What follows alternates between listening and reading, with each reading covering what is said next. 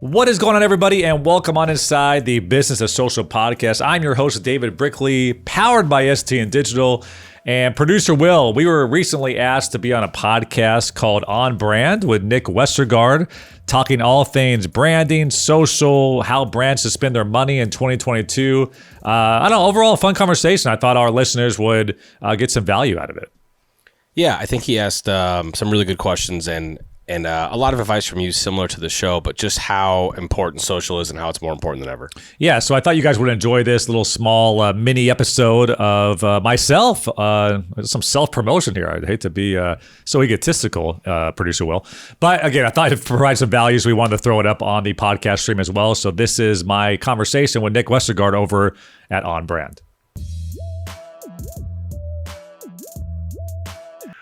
I'm Nick Westergaard, and this is On Brand, helping you tell your story. My guest this week is David Brickley. After working with his first ever client, Kobe Bryant, David used that as motivation to launch STN Digital in 2013 and has since grown an award-winning team of some of the best talent in the industry. STN Digital is an expert at launching brands and building highly engaged audiences. STN is a social-first marketing agency and provides services ranging from 360 marketing, social media engagement, paid media, on-site activations, and anything in between. STN Digital works with some of the biggest brands in the world, including Amazon, the Olympics, NBC, Fox, and HBO, to name a few. David is also the host of two podcasts, Business of Social and Entrepreneur Rap, which was ranked by Forbes as a top 10 podcast every business owner should listen to. David, welcome to On Brand. Nick, what's going on? Thank you so much for that nice intro. Well, it is thrilling to have you here. It's must be an occasion for you to have the microphones flipped around the other way and be the one answering questions. I appreciate it. I'll try to be a good guest based on all my, all my background in it. So here we go. They what is it that they say that doctors make the worst patients? Yeah, so, potential. We'll see. Maybe it's different with podcast hosts I think so. and guests. Yep. So your work at STN Digital is certainly award-winning and vast. Thank you. When it comes to being a social-first agency, we talked a lot about that at the kind of the outset, the birth of social media, because there were traditional agencies and then there were other social agencies. What does the concept of social first mean to you? Yeah, I think, also talking to a lot of clients and colleagues in the industry, I think what happened was, Madison Avenue, traditional ad agencies obviously focused on 360, traditional marketing, commercial development, things like that. And then as social media came along, they tried to tack on social with a lot of their clients. Oh yeah, we do social as well. Almost like a bullet point on the invoice that they would say, yeah, we can help you on social media. And maybe when social media first came out, that was okay. But as you know, it's so nuanced now. It changes every month, it seems like. There's so many platforms coming out, so many features that you really have to, I always say geek out over this stuff, but B, you have to just really eat, live, and breathe social media to really understand how to pull those levers and use it the right way. So when we say social first, I mean, we are every single day with these brands, content calendars, analytics, paid media, talking to our reps at the Facebook, Instagrams, Twitters, TikToks of the world, and making sure that we can really maximize the opportunity across all these social platforms. So I think that's a key difference, is really starting with social, and the other stuff kind of falls into place. So when it comes to brands and social media, what is one of the biggest challenges when it comes to brand activation on social? Here we are, we've it's almost been like a quick, immediate or snapshot of immediate history talking about these early days, but social media has been around for a decade plus. So where are we at with brands and social and some of the bigger challenges? Yeah, I think the biggest challenge is a lot of brands made the mistake early on. And I always use this analogy. It would be it'd be disingenuous and silly to take a radio advertisement and throw it on TV, right? Because you would totally be missing out on the visual medium that is television. And the same goes with social media. When you're just throwing an ad that maybe works in print or works on television, you're throwing it across all your social media platforms. It's not resonating because these consumers and these people that follow you on these different social platforms are expecting a different way to be spoken to, are expecting different content. And that varies, right? Across Facebook, Twitter, Instagram, YouTube, TikTok especially, right? Where when you're on TikTok, you are definitely expecting a different type of message and a different way to interact with content than you are on Facebook. It just is what it is. And I think the biggest problem I see with brands is just having one plan or one commercial spot or whatever it may be and just plastering it across all their different platforms. And that just doesn't work. It's not genuine and it's not authentic to what you're trying to do with your audience. So that's the one thing and the challenge I see, because it does take extra time, right? You have to create what is your spot or what is your promo or what does your campaign look like on TikTok, YouTube, Twitter, television, print, billboard. It takes a lot more time, but if you take that time, I think it resonates so much more with the consumer. So when it comes to those highly engaged audiences on the various social channels, and I realize as we talk about differences in social networks that it's dangerous to paint in broad strokes. Yes. But for the purpose of a snapshot of some of the differences in audience engagement tactics across social networks, are there broad strokes that are useful? In terms of the content you're posting across these platforms or how you're interacting with the audience? I mean, listen, I think what's good is it's not as hard as it seems. I mean, when you look at it works on TikTok, that also is working really well on Instagram Reels. Why? Because it's a different way that people are entering into this feature. On Instagram Reels, for instance, you have these, mostly 15 to 20 second clips that you're scrolling through kind of aimlessly and you're stopping when something grabs your attention. That works well for TikTok as well. So a lot of these things, I think sometimes it's just simply resizing an amazing graphic or an amazing video, 4x5 on Instagram, more of your 9x16 on TikTok, and that's all you have to do.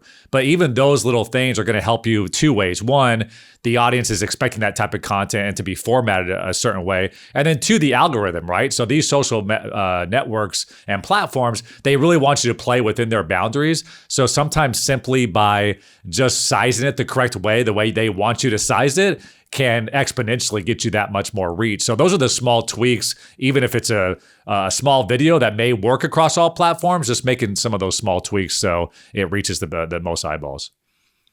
So you alluded to what for many is the I'd say the $1 million question, but it might have a higher price tag than that in some cases. That big desire to capture attention. Yes. Audience attention is all over the place, and it's so hard to get folks to stop. But many clients present with that problem of we need something that stands out. We need something that captures attention.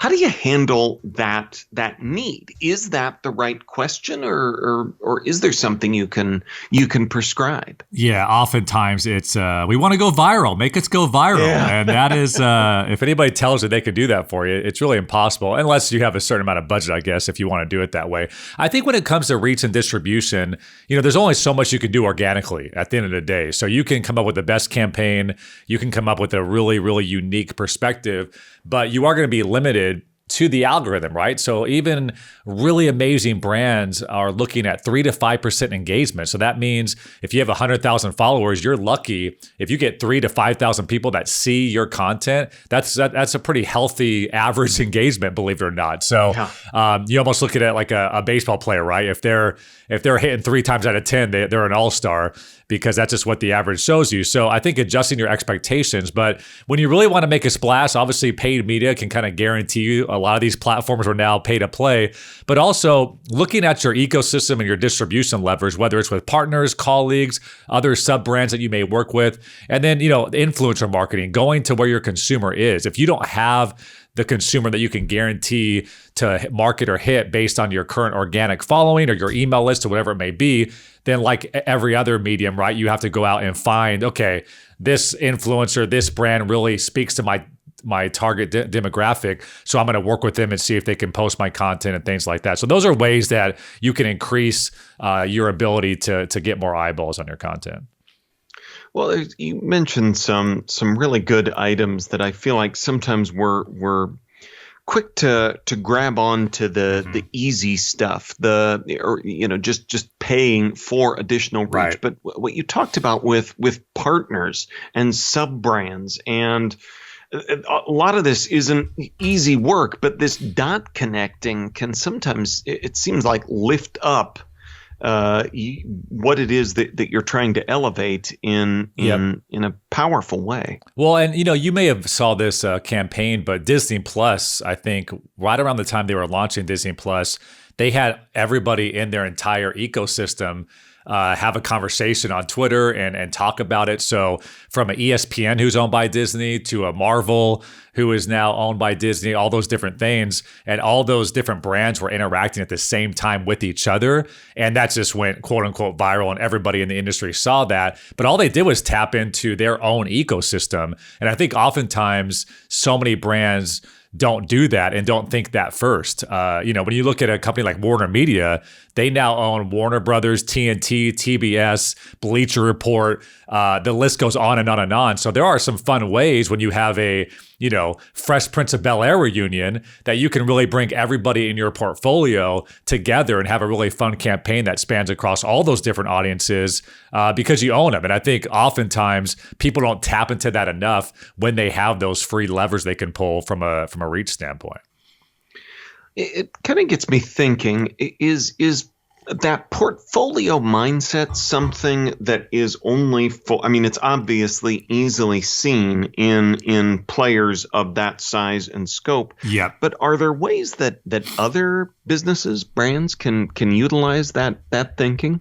Yeah, I've seen it work really well on the smaller business side is working with ambassadors. And the way you can do that is by really giving them early access to product, by maybe even seeding some product for free. You'd be amazed what people do for a free hoodie. And once that happens, you're able to kind of get them in your community and say, hey, listen, we're launching this new product. We're going to give it to you first, like a week before it launches. And just tell us how, not even ask for anything. Just like, thank you so much for being a loyal customer. And before you know it, that value, the ambassadors are sharing on their social media, their Instagram stories, and they're talking about it, and they're building up, a little bit of this energy prior to the release. So I think if you don't have any sub brands, if you haven't really compassed any type of reach across your portfolio, I think there's really easy, cheap ways to do that with starting an ambassador or a customer loyalty program, and just making sure when you drop that new product that you can get it across 50 accounts rather than just relying solo on your own. That's a really good point, because I think sometimes, and a good decoding of what a big brand and what big brands are doing that is useful and accessible. Because I think a lot of times we look at examples like that and we see, oh, wow, all the Marvel properties on social media shared the new trailer today. That's smart. Must be nice. Yep. But you can shift gears and apply that with ambassadors. But all of these things take time, and that's and thought and strategy and how to implement, and that's not always where we want to seem like we want to spend the time or the money on some of those the people strategic connections there. Mm-hmm. And that that's a tough thing with anything, right? If you want to have you want to be in shape, it takes a lot of time to eat right and go to the grocery store and go to the gym and hire a trainer. I think things in life that are successful or you end up getting a lot of reward are reward out of end up being difficult. And I think really great marketing, really amazing branding can be a lot of time, a lot of resources, a lot of money to get it done right. But I think you notice some of these, brands over time that are just best in class at branding and best in class at marketing and being, loyal to their consumer. You can tell. I mean, they're putting a lot. I think Apple puts a lot of time into how you unbox every single item that you buy, whether it's a laptop, an iPad, an Apple Watch. They want that to be an experience. They want it to feel super upper class and feel like it's a luxury as you kind of rifle through all those different things inside those Apple boxes. So, I think, those are all calculated by some of the top brands in the world. And yeah, I mean, this stuff takes a lot of time for sure. So as we're recording this, we're here in Q4 of 2021, which has certainly been a strange year after another strange year. Moving into what we hope is a slightly less strange year, but Please, yeah. Strangeness aside, it is also time to think about budgets. And as we talk about all of these different places, all of these different forms of content, all of these different investments to make, and acknowledging the aforementioned strangeness, how should brands think about planning for all of these tasks coming up in another new year? Yeah, I would just look. It's really difficult to not know brand by brand. I would have different, I guess, I'll have different advice based on the brand. But, I know consumer spending is up 50% year over year looking at the summer of 2021. We've seen our company grow, double in size, triple in size over the last, year and a half, because I think what COVID did, I've been saying this a lot, is it woke up a lot of Fortune 500 brands. It woke up, I think, every small business that if you don't have a digital or a social solution, it's not really a nice to have anymore. It's a need to have. And you saw brands that took that really seriously before COVID, and they were able to stay afloat or to continue business, and others that didn't, it really hurt them. So I think a lot of marketers are understanding the value prop of digital marketing, of social marketing, of influencers, and all these different things, opposed to maybe some of the traditional marketing levers that you can pull in the past. And, I think COVID woke a lot of people up, right? The conferences, the billboards, the traditional marketing that a lot of brands leaned on were no longer there. And now they started to dig in a little bit to social, and they saw that. So if there is one, broad piece of advice that I would tell any brand is really look under the hood at your social strategy, your digital strategy, your email strategy, because those are the customers that you can really own, you can market to, and, no matter what happens from a pandemic standpoint, you can still reach them regardless of what's going on that standpoint. So in shifting gears, you are the host of not one, but two podcasts, Business of Social and Entrepreneur Rap. Mm-hmm. In looking ahead, we've talked a lot about these growing forms of social media and all of the intricacies therein. As we've seen podcasting grow, it seems like we're also getting to a place where there's some real platform dominance starting to emerge in this space as well. What does that mean to both you as a podcaster and to brands with podcasts? Yeah, it's funny. I think I saw a stat, and you get a kick out of this. 95% of podcasts end before episode 3. So everybody, and you know this, Nick, like everybody wants to start a podcast, but back to your earlier question about time and resources, it takes a lot of time to not only book the guests, but obviously interview them and edit the shows and market the shows and those different things. So every brand wants a podcast. Every celebrity wants to launch a podcast, but usually after episode 2 or 3, they're like, it's too much work. I don't want to do that. But I started podcasting back in, talking Lakers basketball, honestly, back in 2007. And back then, that was kind of the first, what I saw a peak when it came to podcasting. It went through a little lull there, I would say, from, 2012 to 2015. Remember the Serial podcast came out, kind of that drama. And I feel like that was the moment where everybody's, okay, podcasts are cool again. And then I think it's never been better. And then Spotify's given, Joe Rogan $150 million a year or whatever. So I think ultimately, with this consumer on demand type of mentality, people want their Spotify and their playlist. They want to be in their car and put their podcasts on and not have to trust the radio, I guess, to give them the best piece of content as they're going down the road. So yeah, I mean, you can learn so much from it, and no matter what no matter what's interesting to you, you can find someone that's talking in your lane. So I think it's a great thing. Yeah, I mean, it really is. It's interesting because you look at that and we talk about it being such a great thing that's like this great big hockey stick spike in activity. But you look at the numbers, it's actually been this kind of slow and steady build that is really getting even deeper. But and one thing I'll say too is I was just watching some content recently. I mean, Joe Rogan has 10 times the audience that a CNN does.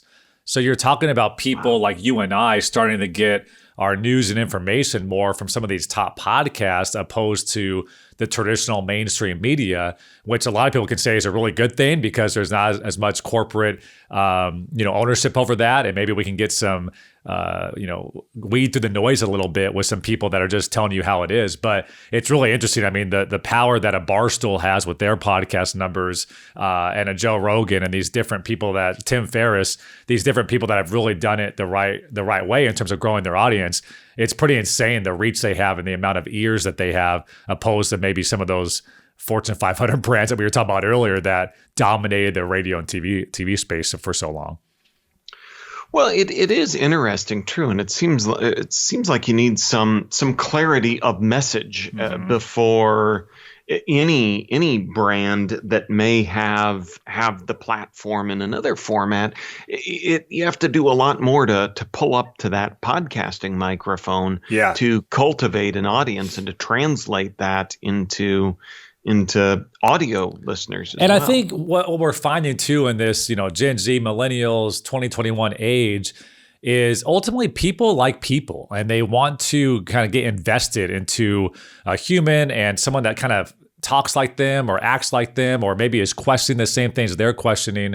And I think this kind of buttoned up mentality of, hi, I'm David Brickley and this is CNN News, and people just don't relate to it as much as they did maybe back in the day with your local NBC or back when there was 4 or 5 channels. So I think this idea, and this goes for social too, right? People want to interact with people more than they do with brands. So you find a lot of the brands that either have a name that's actually behind their social platforms, or they're kind of talking like their audience would talk in a DM or in a text message. They're starting to get a lot more audience, a lot more engagement than maybe your traditional button-up brands that sound like a PR machine. So I'm also noticing that a lot too, from a podcast standpoint, social standpoint. People want to interact with people, and that's why I think there's such a investment with some of these people. Well said. Well, speaking of brands that we want to interact with, David, it's time for me to ask you for a brand that has made you smile recently. Yeah, the first one that comes to mind for me is Liquid Death Mountain Water. I'm not sure if you've heard of it, Nick, but they are a water company. Their can of water looks like it's a Corona beer, but all it is mountain water.